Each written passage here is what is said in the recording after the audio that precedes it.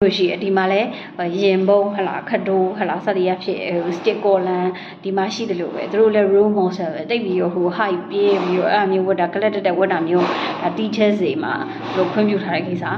မဟုတ်ဘူးသူတို့ဝတ်စားစသည်အဖြစ် role model ဆိုရယ်ဒီ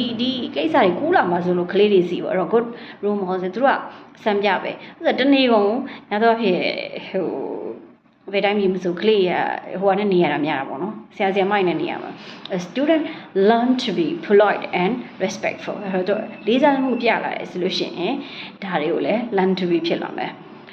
တော့ verb to be ဆိုတော့ adjective ဆိုလို့ရှိရင် be နဲ့ရေးတယ် to ဒီတိုင်းဟိုနဲ့ရေးဦးမ to learn ဟုတ်တော့ to learn to be polite and respectful ဖြစ်လာတယ်ပေါ့နော်လေးစားမှုပြလာတယ်ဟိုကိုသင်ရကောင်းမှန်းသိလာတယ် polite ကိုသင်ရကောင်းမှန်းသိလာတယ်ဒါ good morals ဖြစ်လာလို့ရှင်မမေရဲ့ on ပြောပါနဲ့ကြောက်မှဆီယမိုက်ဆို on ပြောတာမကြိုက်ဘူးဟလာပြောခံရလိမ့်မယ်စသည်အဖြစ်ပေါ့အဲ့ဒါမျိုးပေါ့နော် in addition ပေါင်းထည့်ခြင်းအဖြစ် they are quite likely to take their they are classmate တွေ senior students တွေအမှုရတွေလည်းကူးတာပဲအစိုးကို short ပြီးဝတ်တဲ့ကိစ္စကိုအရှိရနေဟိုဘယ်လိုရမအောင် short ဝတ်ပြီးတော့တရွတ်တိုက်ဟိုဆောင်ကြောသွားတဲ့ဟိုပုံစံမျိုးเนาะအဲ့လိုမျိုးကိုဒါရေစည်းကြောင်းတစ်ခုလို့ထင်တဲ့အချိန်မှာလှတယ်လို့ထင်တဲ့အချိန်မှာကျန်တဲ့အနောက်ကဒါတွေကလည်းအဲ့လိုဝတ်လာတာပေါ့နော်ပစိုးကိုရှော့ဝတ်တာတို့ဘောင်းမျိုးရှော့ပြီးဝတ်တာတို့အဲ့ဒါမျိုးတွေပေါ့အဲ့တော့ senior students ကလည်း to be role model ပဲဘာလို့ဆိုအဲ့ဒီဟာတွေ senior တွေကလည်းကူးတယ်လှတယ်ထင်တာကိုထဲနည်းနည်းပို့ပြီးတော့ဟိုအတောင်ဆုံးအယောင်ဆုံးတော့အဲ့ဒါလေးတွေကလှတယ်တိုက်ရက်တယ်ထင်တာတော့ he is the dangers of acquiring ill manner ဒါဒီ ill manner ကိုလည်း acquiring လေ့လာစီးပူးတာမျိုးရဲ့အန်ဒီရဲ့လည်းဖြစ်တတ်တယ်အဲ့ဒီကိစ္စเนาะas we all know အဲ့ဒီ teenagers and young adults စေတတ်တွေရဲ့18ဟိုဘက်ကို adults ကိုခေါ်တာပေါ့နော်အဲ့တော့ young adult ငယ်ရတဲ့ adults တွေ are very often influenced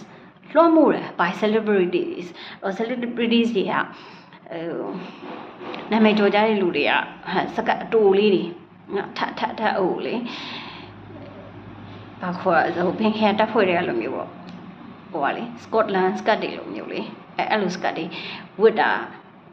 ပြလိုက်တူလေးတွေအဲ့ဒီဥစ္စာအဲ့ဒီရေးစီကြောင်းမှာအဲ့ဒီကိစ္စကူးသွားတာပဲအဲ့တော့ဒါဒီ influence ပဲတော့အဲ့တော့ဘောင်းမီကို short ဝတ်တာအဲ့မျိုးဟို quarter သွားပြီးဟို rap ရွတ်တာလိုမျိုးဒါအဲ့ဒီ senior students တွေအဲ့ဒါဟိုတွေကတေးကြပေါက်အဲ့ဒီကိစ္စတွေသူတို့စီမှာလည်းဖြစ်လာဒါ celebrities တွေပေါ့နော်အဲ့တော့ films ရလဲအဲ့ဒီအတော်အတွင်းမှာဘာရုပ်ရှင်တွေကဟိုဖြစ်တာပေါ့နော်တော်ကြနာလဲအဲ့ဒီခေတ်စားနေတဲ့ခေတ်ရေးစီချောင်းပုံစံမျိုးအဝတ်စားတာဒီ influence ဖြစ်သွားတာ the types of books နော် books တွေ articles တွေကလွှမ်းမိုးဖို့ကလည်းနည်းနည်းရှားပါတယ်အဲ့ဒါဆိုဟိုကောင်းတဲ့အမှုရပါတာ films တို့ဒီ celebrities books ကြတော့စာဖတ်ပြီးကိုပုံဖော်ကြည့်နေရတယ်ပေါ့နော် article ဆိုဆောင်းပါဒီ read နော်သူဖတ်ခဲ့မှုတွေ article ဆောင်းပါတယ် books တွေကနေပြမှာဒီ books တွေ films တွေ celebrities တွေလည်းသူတို့အများကြီးလွှမ်းမိုးတယ် hence ထို့ကြောင့်မလို့ they are quite likely to be mislead ဆိုလဲလှည့်ပြချင်းခံတတ်တယ်ခုနကတော့ပြောသလိုပေါ့နော်ဟို high win မှာအတူဝက်မှာအပြက်ဝက်မှာအမျိုးမှာခင်မီရဲ့လို့ထင်နိုင်ဒါစသည်ရဖြစ်ဒါမျိုးကိစ္စတွေမှာလှတယ်လို့ထင်နေဆိုလို့ရှိရင်ဒီကိစ္စဝတ်တော့တာပဲအဲ့တော့ဟိုရိုးဆိုတဲ့ကိစ္စဟိုဘာဖြစ်လာလဲဆိုလို့ရှိရင်တို့ကလည်းရိုးဆိုတဲ့ဟို style တွေဟန်ပန်တွေအမူအရာတွေစကားပြောတဲ့ဟာတွေအဲ့လို quarter ပခုံးဒီလိုဟိုလုပ်ပြီးတော့အဲ့မျိုးပေါ့နော် not you တွေ့ပြီးတော့ဟန်ဆောင်အဲ့တွေ့ပြီးကိစ္စတွေတို့စီမှာညလာအဲ့ဒါတွေကခုနပြောသလိုပေါ့ ill manner ဆိုလို့ရှင်ပို့ပြီးတော့ဆိုတော့မှာ secret လက်ကိုဖွာပြီးတော့လောက်တာမျိုးပေါ့နော်ဟိုအဲ့ဒါကြော်ကြားနေတဲ့ဒီ film တွေပါတယ်ကြော်ကြားနေဆိုအဲ့ဒီအရွယ်တွေမှာလည်း secret လက်ဂျာညှက်ဖို့ပို့ပြီးတော့များတာပေါ့ဒါမျိုး mislead လို့ခေါ်တယ်နော် they are quite likely to be mislead လဲပြချင်းခံရတဲ့ thereby ဒါကြောင့်မလို့တို့ဖြစ်ဖို့ thereby acquire ill manner and negative views တွေကိုလေးတာစီပူလိုက်တာမျိုးဖြစ်တတ်တယ်အဲ့တော့ there is still another institution နောက်ထပ်တနေရာသူတို့စီပူလိုက်တဲ့နေရာတစ်ခုရှိ that impart ဆိုတာပေးတဲ့နေရာပေါ့အဲ့တော့ manners ပေးတဲ့နေရာက the work domain မှာထက်လူကြီးอ่ะ all hit ပြီးကိုပြောတတ်တယ်လှုပ်ပြပြီးပြောရတယ်ဆိုလို့ရှင်ကြာဖြီးစည်းမှုတွေများလာပြီးတော့အဲ့ဒီဟို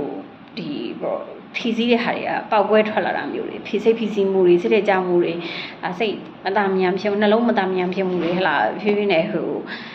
ရဲဆွဲလာစစ်လေးဆွဲလာတာထွက်ပေါက်ချထက်လာတာမျိုးပေါ့နော်အမဟုတ်ဘူးအထက်လူကြီးကနောက်ဆုံးပါဖြစ်ဖြစ်ကောင်းမွန်သားရပါတယ်စသည်အဖြစ်ဆုံးဖြတ်လိုက်အောင်ပဲပြီးရင်ဟိုတော့အမူအရာတဲ့ရဲဆိုနောက်ဆုံးတော့မှာပေါ့နော်အလုပ်တစ်ခုအခက်တဲ့ solution တော့မှာအဲ့ဒီဟိုအထိုက်လျောက်ကတော့ဒိုင်းနာတစ်ခုတည်းကတော့ဒီဖြီးစည်းမှုတွေနှလုံးမသားရမှုတွေဟလာစိတ်လေးကြောင်မှုတွေကတော့ရော့လာပေါ့အဲ့တော့ once a person get a job အချိန်လေးတစ်ခုကိုရမယ်ဆိုရင် job အလုပ်တစ်ခုရမယ်ဆိုရင်his work domain သူ့ရဲ့အလုပ်နယ်ပယ် becomes an added institution ဘာလို့ထည့်လိုက်တဲ့နေရာတစ်ခုသူ influence လွှမ်းမိုးလာတာပဲတနေ့ကုန်နေရနေရလွှမ်းမိုးတာဘယ်နေရာမှဆိုလွှမ်းမိုးတာပဲအော် hit ပေါက်ခွဲမှာပေါ့နော်ဟိုဖြီးစည်းစရာတွေများတဲ့နေရာဆိုရှင်အဲ့လူကလည်းဘယ်လောက်လွန်ဆုံးတစ်လပဲကြမ်းတမ်းလာတာပဲဒါ good or evil အဲ့ဆိုးတယ်ဆိုရင်လိုက်ဆိုးတဲ့ကိစ္စ influence ဖြစ်တာပဲလွှမ်းမိုးလာတာပဲကောင်းတယ်ဆိုလည်းကောင်းတဲ့ကိစ္စနောက်ဆုံးပေါ့ဒေါသထွက်တယ်ဆိုရင်တော့မှရပါတယ်ဟုတ်ပါတယ်လို့ပြောရတဲ့ဝိညာဉ်တစ်ခုကိုရောက်သွားတယ်ဆိုလို့ရှိရင်ပြောင်းတယ်မပြောင်းဘူးဆိုတော့မှ6လလောက်ကတော့အနည်းဆုံးပြောင်းတာလူတိုင်းကတော့1လလောက်ဆိုရင်ပြောင်းတယ်ခလေးရောလူကြီးရောဒီကိစ္စတွေကရှိတယ်အဲ့တော့ to put in a nutshell ခွန်မာတီးတစ်ခုတည်းမှာအကုန်လုံးပေါင်းပြီးထည့်ရမယ်ဆိုရင်ဆိုတာဒါခြုံပြီးတော့မှပြောရမယ်ဆိုရှင် current generation လက်ရှိ generation ကဟိုမှာပေါ့အခုဒီ30 40တန်း30 40အတွင်းရယ်40 50အတွင်းဟလာဒီ40 50အတွင်းကဒီဟလာဒီအလုပ်လုပ်နေတဲ့30ရက်နေဒီ50လောက်ထိကအလုပ်လုပ်နေတဲ့ဟိုဟာကဟလာချပြလိုက်တဲ့စီမင်းစီကဟလာရိုင်းဆိုင်နဲ့ကျန်တဲ့ဥပမာအဲ့ဒီဟာဟိုဘက်တွေဒီ current generation ပဲအကုန်လုံးက current generation ပဲဟိုအသက်ရှင်နေတဲ့လူတွေအဲ့ဒီကိစ္စတွေကျန်တဲ့ရင်ကျန်တဲ့ဝင်းကျင်တွေပါလိုက်ပြောကျန်တာတော့ဟိုပုံမှန်ရိုးလေးပါပဲသူကတင်းပါအော်ပြီးတော့မပြောဆိုနောက်ကျန်တဲ့နေရာလည်းဒီ orange ကိစ္စပေါ့နောက်ဆုံးမဖြစ်စည်းဘူးဆိုတာမှအဲ့ဒီကိစ္စ used to ဖြစ်လာတာပဲဖြစ်လာတော့ကျန်တဲ့လူတွေလည်းအော်ပြီးတော့ပြောတာပဲတယောက်ကသာ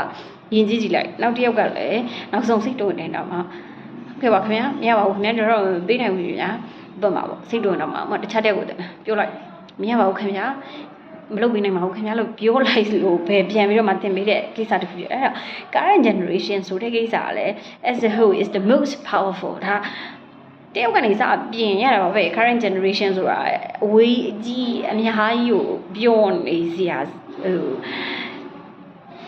ဘယ်လိုပြောမှလဲအများကြီးအဝေးအကြီးနေစရာမလိုဒီထက်ကဥပမာ9ယောက်လောက်ကပဲရင်ကြည့်ကြည့်လိုက်ကျန်တဲ့နေရာတွေကကူးဆက်ပြီးကျန်9ယောက်လောက်ကပဲရိုင်းကြည့်လိုက်ကျန်တဲ့ပတ်ဝန်းကျင်နီးစက်အကုန်လုံးကဒေါသထွက်တက်လာတယ်။အော်တက်လာတယ်ဟစ်တက်လာတယ်ဒီရဲ့ဟိုဖြီးစည်းမှုဟုတ်ပြီ။ all like hit လိုက်တဲ့ဓာတ်ကိုဒီမှာပဲထားပြီးတော့နောက်ထပ်တရက်ကိုလက်စင်မကမ်းမှုဆိုတော့လူနဲ့တွေ့လို့ရှင်တော့ဒါမစိုးပေါ့နော်။ဒါသိပြီးတော့ပြန်နေစရာအကြောင်းရှိပေါ့။အဲ့တော့ most powerful and most responsible institution ဆိုခုနပြောသလိုပေါ့။ဒီ institution ဆိုတာလို့ပြောမှာတမဝနာနေရာတစ်ခုကိုပြောရဆိုတော့ဒီ society တစ်ခုပဲအဲ့လိုပဲပြောရမှာပဲ responsible ဖြစ်တဲ့နေရာတစ်ခု powerful ဖြစ်တဲ့နေရာတစ်ခုပဲ for the imparting let's say kind like good manners အဲ့တော့90တန်းနေရာလေ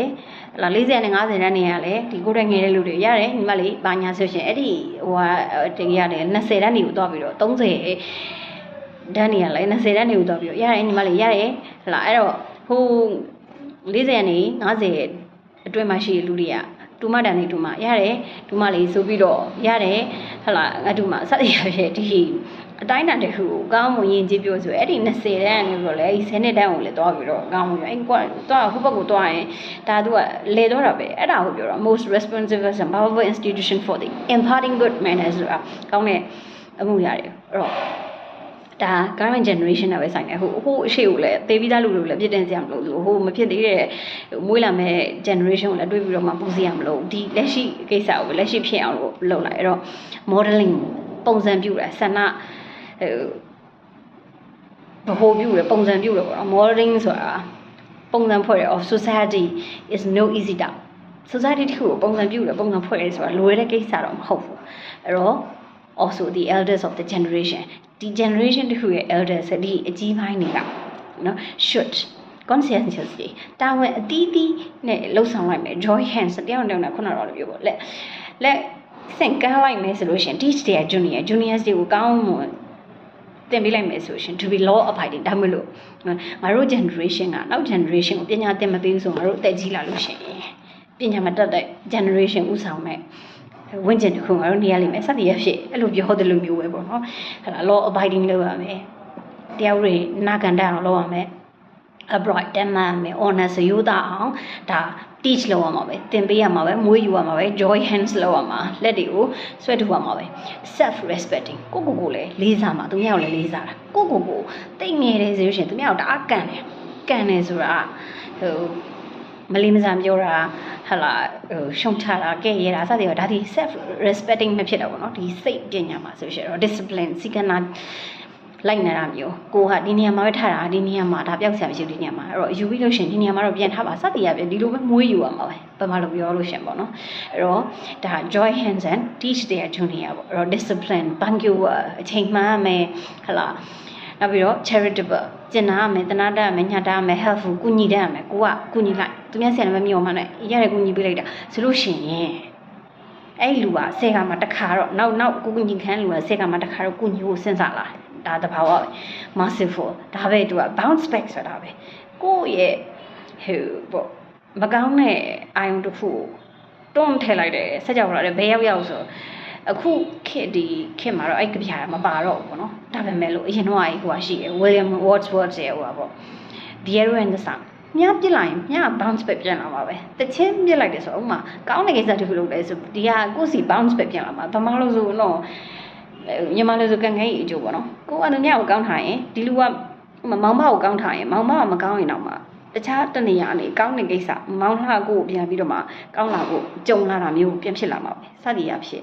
ကိုက helpful လုပ်လို့ရှင်ခုနပြောမကူညီတတ်ဘူးတနာကြံတယ်မှုမရှိဘူးဆိုတော့မှစေခါမှာဒီလူကတက်ခါတော့သူလည်းပြန်ပြီးတော့မှစဉ်းစားလာမယ်ဒါကိုပြောတာ joy hand ဆိုတာဒီလိုပဲဆွဲထုတ်ရမှာပဲ merciful တနာကြံတတ်မယ် and forgivingခွင့်လို့လိုက်သူပြောတာသူကိစ္စကိုလုပ်တာကိုကိစ္စဒါပေမဲ့ဟိုပေါ့နော်နာမည်ကြီးတယောက်ပညာရှိတယောက်ပြောရရှိတယ်ခွင့်လို့တယ်ခွင့်မလို့ဘူးဆိုတာကိုလုပ်နိုင်တဲ့ကိစ္စမဟုတ်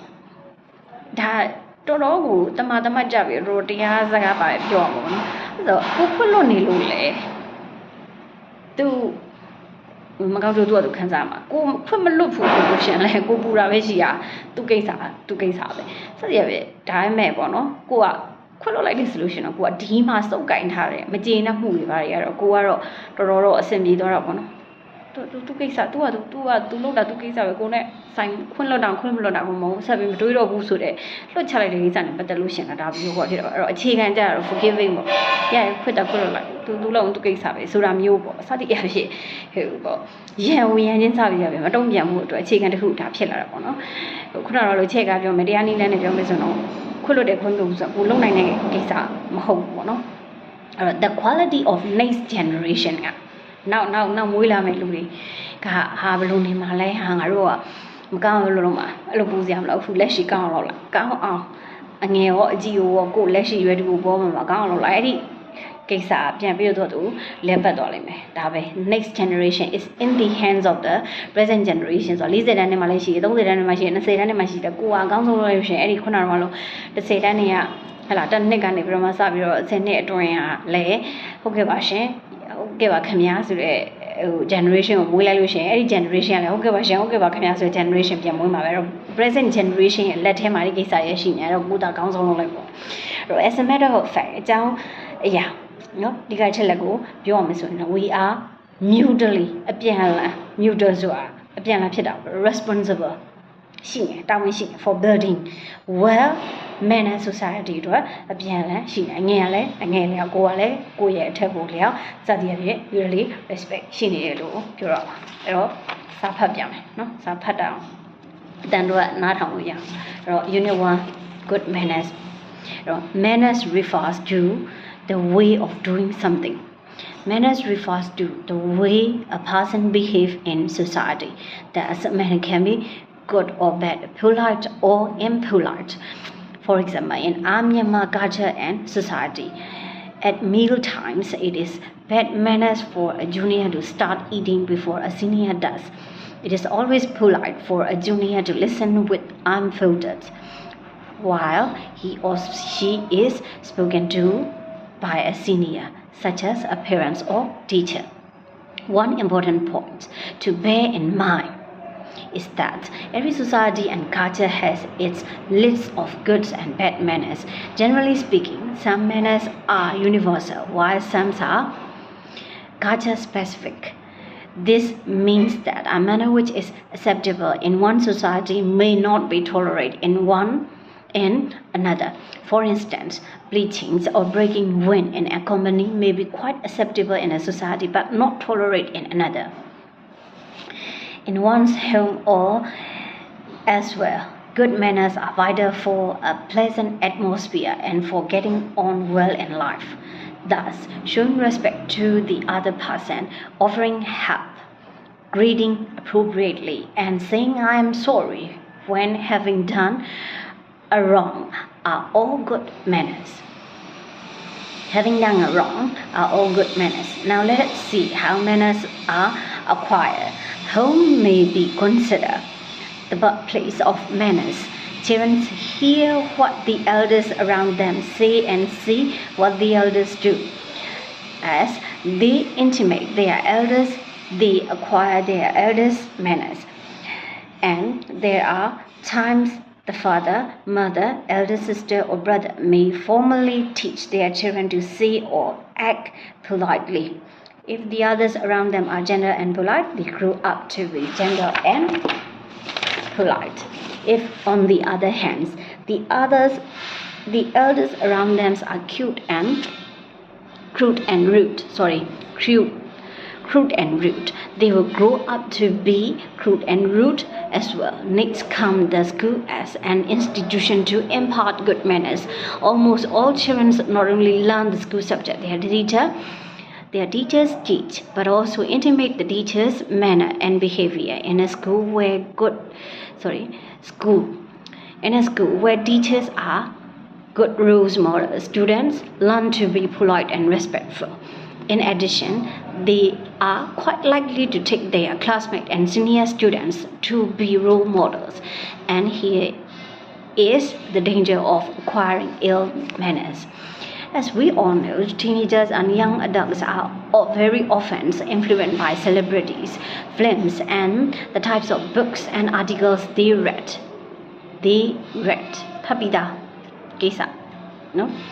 Hence, they are quite likely to be misled and thereby acquire ill manners and negative views. There is another institution that impart manners, the work domain. Once a person gets a job, his work domain becomes an added institution to influence him for good or evil. To put it in a nutshell, the current generation as a whole is the most powerful and most responsible institution for the imparting of good manners. The modeling of society is no easy task. All the elders of the generation should conscientiously join hands and teach their juniors to be law-abiding, upright, honest, self-respecting, disciplined, punctual, charitable, helpful, merciful, and forgiving. The quality of next generation is in the hands of the present generations. As the matter of fact, we are mutually responsible for building a well-mannered society. That Unit 1 အဆင်ပြေကြပါစေ